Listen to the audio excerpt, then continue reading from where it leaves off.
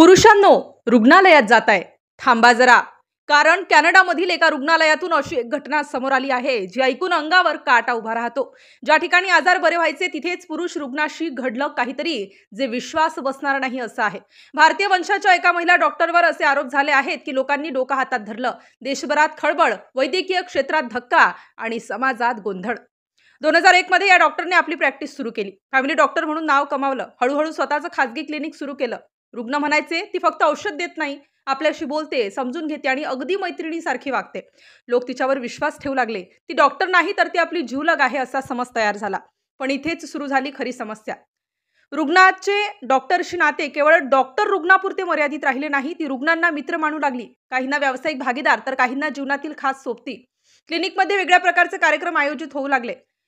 रुग्णांना बोलावलं जाई, दारू प्यायली जाई, औषधं वापरली जात आणि थेरपीच्या नावाखाली असे प्रयोग केले जात ज्याबद्दल बाहेर बोलायचं रुग्ण घाबरू लागले.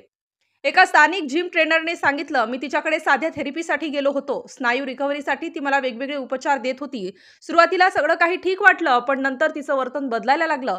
तो थांबला, काही क्षण शांत झाला, कारण पुढे जे सांगायचं होतं ते त्याच्यासाठीही भयानक होतं.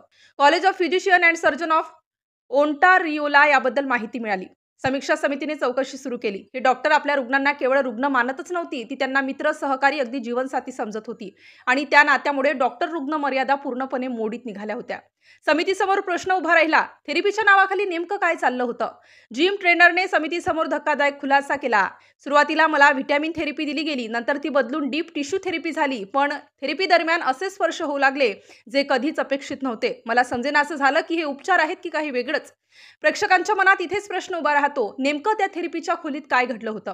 न्यायालयीन कागदपत्र उघड झाली आणि सत्य ऐकून समिती हादरली. थेरपीच्या नावाखाली किस, ओरल सेक्स, मॅन्युअल स्टिम्युलेशन, अगदी खासगी अवयवांना स्पर्श, या सगळ्या गोष्टी घडल्या होत्या, तेही रुग्ण प्रोकेनच्या प्रभावाखाली असताना. समितीने स्पष्ट केलं, डॉक्टर आणि रुग्ण यांच्यातील लैंगिक नातेसंबंधांना वैद्यकीय क्षेत्रात कधीच जागा नाही. ते संमतीने असले तरी तो गुन्हाच आहे. आणि अखेर निकाल लागला. भारतीय वंशाच्या या महिला डॉक्टरचा कॅनडामधील वैद्यकीय परवाना कायमचा रद्द.